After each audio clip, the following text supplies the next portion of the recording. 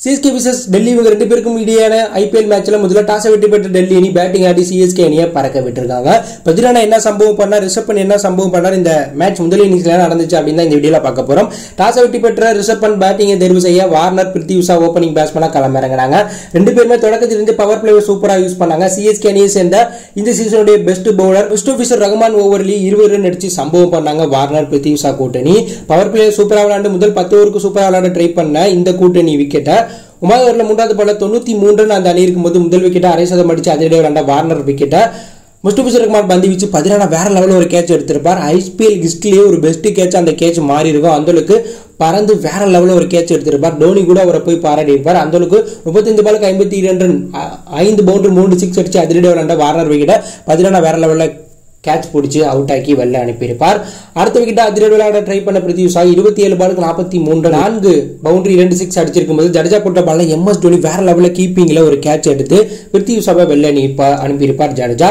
அதுக்கப்புறம் உள்ள வந்த மிச்சில் மார்க் ஸ்டூப் விக்கெட்டை 14வது ஓவரில் 4வது பால்லையும் 14வது ஓவரில் லாஸ்ட் பால்லையும் பதிரானா வேற லெவலில் ஒரு யாக்கர் போட்டு எடுத்திருப்பார். இந்த போட்டியுடைய கேம் செஞ்சரா அந்த ஓவர் மாறி இருக்கும். ஏன்னா அந்த 2 வீரர்கள் மட்டும் நின்றிருந்தா டெல்லி அணி 220 ரன்களுக்கு மேல கூட அடிச்சிருப்பாங்க. அந்த அளவுக்கு அதிரடியாக விளையாண்டாங்க டெல்லி.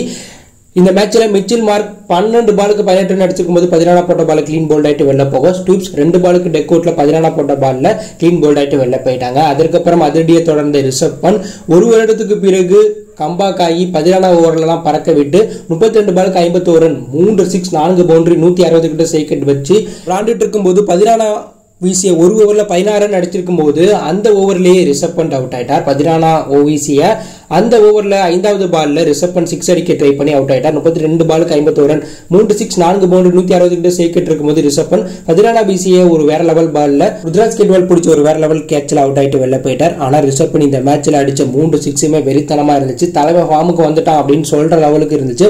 அந்த அளவுக்கு அந்த 3 சிக்ஸுமே வந்து பார்த்தீங்கன்னா வேற லெவலில் அடிச்சு தற்போது ஃபார்முக்கு வந்திருக்கார். இதனால வேர்ல்டு கப் இந்திய அணியில ரிஷப் பண்ட் அவர்கள் விக்கெட் கீப்பர் பேட்ஸ்மேனாக விளையாட வாய்ப்பு இருக்கு. அந்த அளவுக்கு அவர் தற்போது ஃபார்முக்கு வந்து அவரை யாருன்னு நிரூபிச்சிருக்கார். ஸோ அதற்கப்புறம் உள்ள வந்து அக்சர் பட்டேல் 8 பாலுக்கு 7 ரன் அடிக்க, அபிஷேக் 9 ரன் அடிக்க, டெல்லி அணி 20 ரன் முடிய 5 விக்கெட்ல பிறகு 191 ரன் சிஎஸ்கே டார்கெட் வச்சிருக்காங்க. சிஎஸ்கே பந்து வீச்சு தரப்புல பதிரானா 4 ஓவர் வீசி 31 ரன்களை வாரி கொடுத்து 3 விக்கெட்டும், முஸ்டபிசுர் ரஹ்மான் 4 ஓவர் வீசி 47 ரன்களை வாரி கொடுத்து 1 விக்கெட்டும், ஜடேஜா 4 ஓவர் வீசி 43 ரன்களை வாரி கொடுத்து 1 விக்கெட்டும் எடுத்திருக்காங்க. ஸோ இந்த மேட்ச்ல சிஎஸ்கே 132 ரன் 20 ஓவருக்குள்ள அடிச்சா ஜெயிச்சிருவாங்க. தற்போது விளையாண்டுட்டு இருக்க சிஎஸ்கே அணி 5 ஓவர் முடிவில் ரச்சின் ரவீந்திரா, ருத்ராஜ் கேட்வால் அவுட் ஆகி 18 ரன் அடிச்சு பரிதாப நிலையில விளையாண்டுட்டு இருக்காங்க.